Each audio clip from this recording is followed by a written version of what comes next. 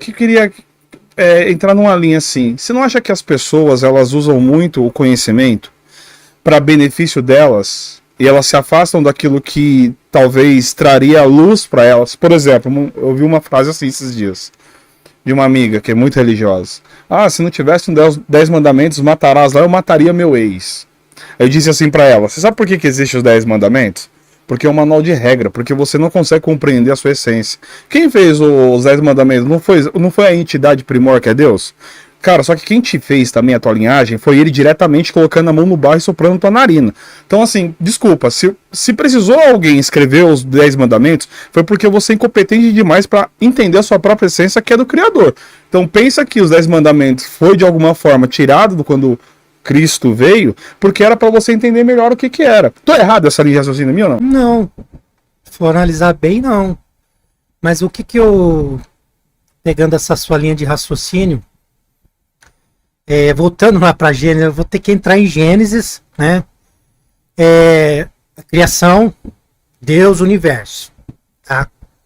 Nas minhas aulas de teologia, às vezes eu falo para os alunos o seguinte. Olha que coisa interessante. O pecado, como sou pastor, professor de teologia, eu creio na Bíblia e creio num Deus criador de todas as coisas, certo? Então essa é a minha premissa máxima, correto? Então vamos lá. Dentro do universo da teologia, biblicamente falando, o problema do pecado, ele surge quando? Quando ele surgiu? Com Adão e Eva? Segundo os relatos bíblicos, o conhecimento bíblico é quando teve a inveja do próprio diabo, né? Que almejou o lugar de Deus. Exatamente. Então nós temos um problema que ele não começou, ele não teve uma origem em Adão e Eva. Ele não teve a origem ali, certo? Mas Deus, ele precisava resolver a questão do quê? O pecado, a queda, a vaidade, entendeu? E existia um propósito máximo. Até eu vou aproveitar uma fala de um desenvolvimento teológico. E Deus, quando ele teve que resolver o problema do pecado, ele resolveu o problema do pecado sendo completamente Deus, sentado no seu grande trono. Porque no estalar de dedos, ele poderia resolver todos os problemas. Ele poderia ter dado fim a Satanás, vamos pôr assim, grotescamente falando, entendeu? O diabo, o pai da mentira, ele poderia resolver definitivamente no estalar de dedos, porque ele é Deus. Entendeu? A teologia defende um Deus, apresenta um Deus, porque Deus ele não precisa de defesa, mas ela explica, ela apresenta Deus, um Deus completamente soberano. Soberano e ponto. Que governa desde a eternidade. Mas como que Deus ele vence o problema do pecado? Na sua forma mais fragilizada. Gosto de uns versículos no livro de Filipenses. E essa forma fragilizada, ela vai acontecer aonde? Na humanidade. Então tinha um propósito. Com a criação de todo o universo, o planeta Terra e o ser humano, certo? Aí quando Adão e Eva pecam, ali consuma o ato, definitivamente falando, para que Deus venha intervir de uma vez por todas para resolver o problema do pecado, da queda. Porque ocorreu uma queda lá na eternidade antes e ocorre uma outra queda com a humanidade. Então o cenário ele está sendo construído perfeitamente para que Deus, ele venha se fazer homem na pessoa do seu Filho amado, entendeu? E ele venha viver em nosso meio, perfeitamente Deus, perfeitamente homem, que ele venha viver a nossa vida e ele tenha a oportunidade de morrer a nossa morte, entendeu? Pagando a conta pelos nossos pecados, morrendo, ressuscitando ao terceiro dia e retornando aos céus. Então é assim, ele não pagou a nossa conta e definitivamente a conta do pecado sentado no seu grande trono. Não. Ele se faz homem e habita no meio de nós. E ele vence toda a questão humana de pecado e aquilo que começou lá na eternidade com o seu caráter. Você está falando sobre uma questão de seguir as regras, né? Porque assim, tem uma parte lá em Gênesis que eu acho bem legal, assim, né? Que eu vejo que, para quem for lá e ler e tem uma... Você pode, por favor, me corrija, né? Sobre essa questão. Tem uma parte em Gênesis que eu acho muito interessante, assim. Porque quando tem a criação, o momento da criação, e lá no capítulo 3 em diante, né? Que quando Deus fala lá pra... Isso é uma das coisas que eu acho que a igreja discute muito pouco, ou passou a se discutir mais agora, né? Sim. Que é a questão... sempre foi colocado muito avidamente a desobediência de Adão e Eva. Mas lá no capítulo 3, lá, do versículo 22 em diante, ao final dele, quando... Antes disso, Deus fala pra Eva que... não é que ela não podia comer, que se ela comer, certamente ela morreria. Não que ela ia morrer no momento, e sim que ela se tornaria mortal. Aí uma pergunta, são duas perguntas que eu quero fazer pra você, assim. Essa questão dela se tornar mortal naquele momento que ela come o fruto enganada pela serpente e tem a sabedoria, qual é a sabedoria? Porque Adão já tinha sabedoria suficiente, tanto de ciência, tanto de botânica, de um monte de coisa. Qual que é a sabedoria que ele teve, além de a morte, né? E Deus, quando expulsa eles do paraíso, nem é pela desobediência, é para eles não tomar do fruto da árvore da vida e viver eternamente novamente com o conhecimento da mortalidade. Aí que tá uma questão, tanto acho que o versículo 25, Deus coloca os querubins lá para proteger a árvore do caminho da vida.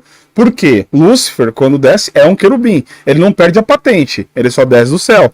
Tem uma parte lá de Moisés, que está disputando o corpo de Moisés, que o arcanjo Miguel, que é o quarto da linhagem aí, da questão da potestade, fala para Lúcifer assim: o Senhor te repreende, porque ele não tem poder para disputar essa patente com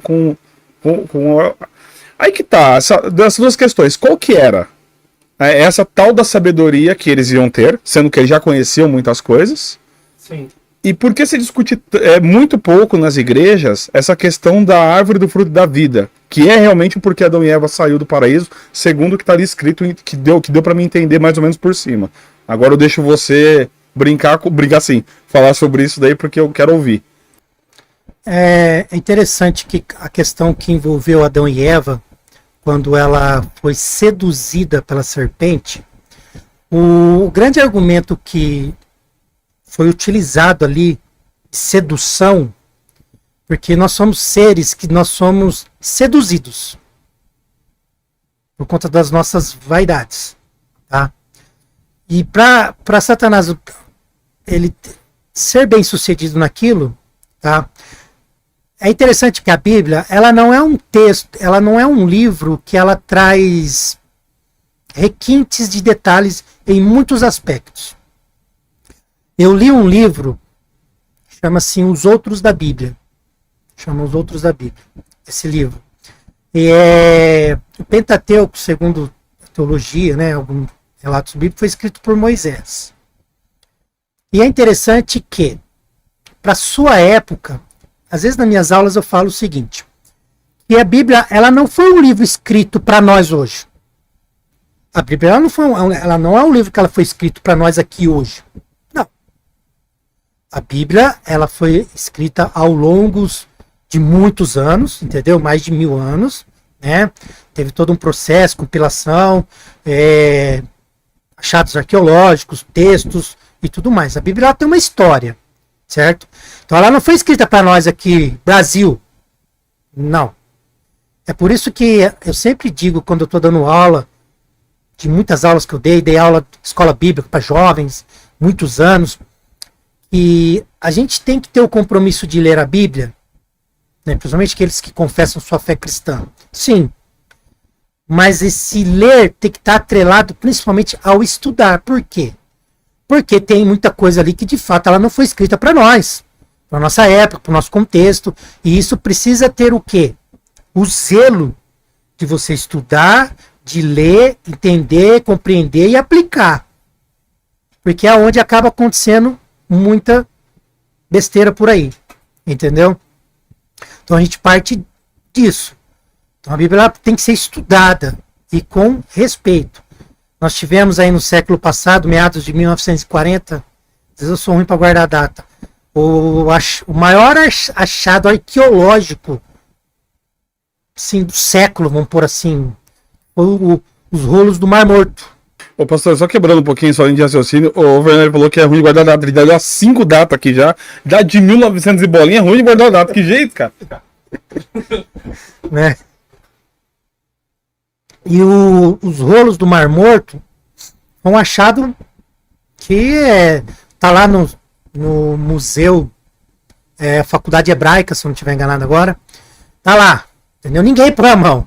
Só os gabaritados mesmo, entendeu? Às vezes eles abrem as pessoas verem, mas é um achado arqueológico que assim, é mais valioso que o ouro, vamos pôr assim. Por quê? O que esse achado arqueológico acabou promovendo? A veracidade da Bíblia. Porque foram achados arqueológicos escritos, né?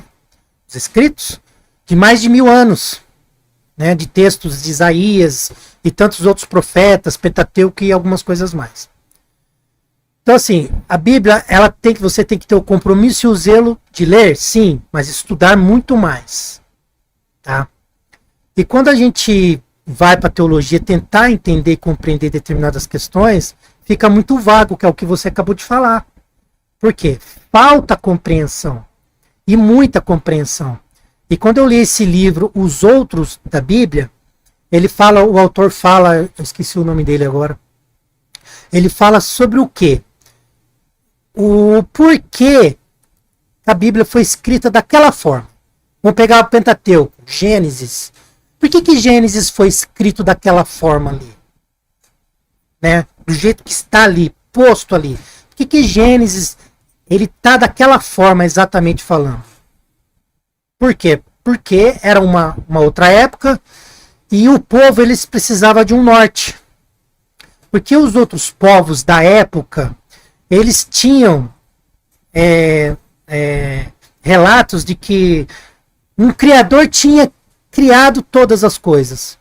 Então, quando Deus manda para Moisés o Pentateuco, isso aqui que o povo vai ter como manual de instrução, dizendo quem criou todas as coisas. Deus. No princípio, Deus criou céus e terra. E a terra era sem forma e vazia, e o Espírito de Deus se movia sobre a face das águas. Ponto.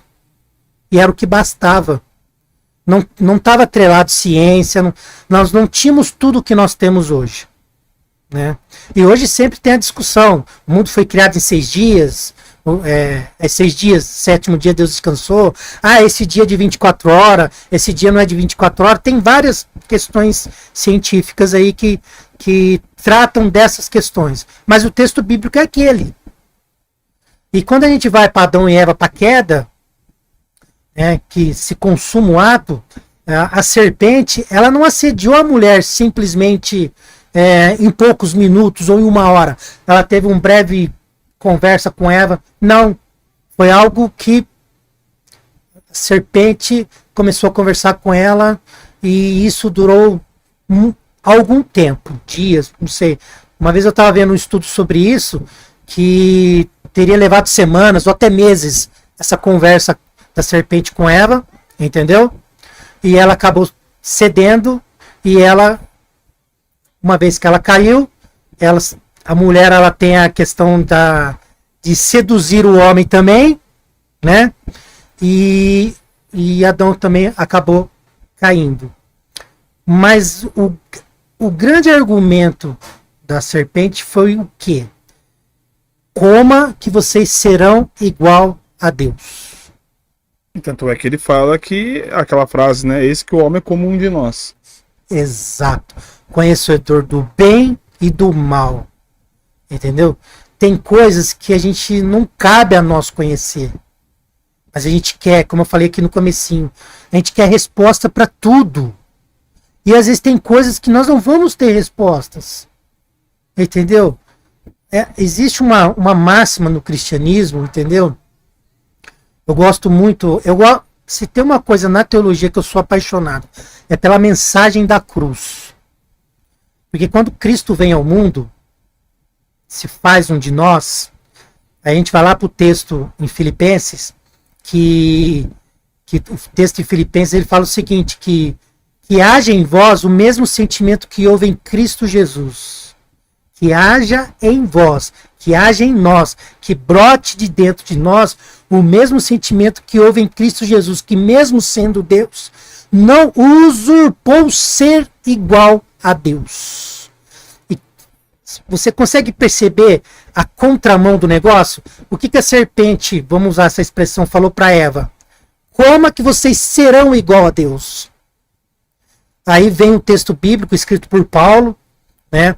Fala que escrevendo essa carta aos Filipenses, entendeu? Sobre Cristo e falando para as pessoas que haja em vós o mesmo sentimento que houve em Cristo Jesus, que mesmo sendo Deus, não teve por usurpação ser igual a Deus. Então, quando Cristo ele se faz homem e habita no meio de nós, ele se despiu por completamente. Ele se despiu por completo. Entendeu? E ele não foi tratado como Deus. Ele não foi servido como Deus. Que dirá como rei, ou como político, ou qualquer coisa. Não. Ali, e eu costumo dizer em algumas pregações minhas, que a humilhação de Cristo não foi só na cruz. Quando um Deus, que é o cristianismo, apresenta um Deus que ele é eterno. Ele vai para o útero de uma mulher. Ele nasce, ele cresce. Ele sente o que nós sentimos.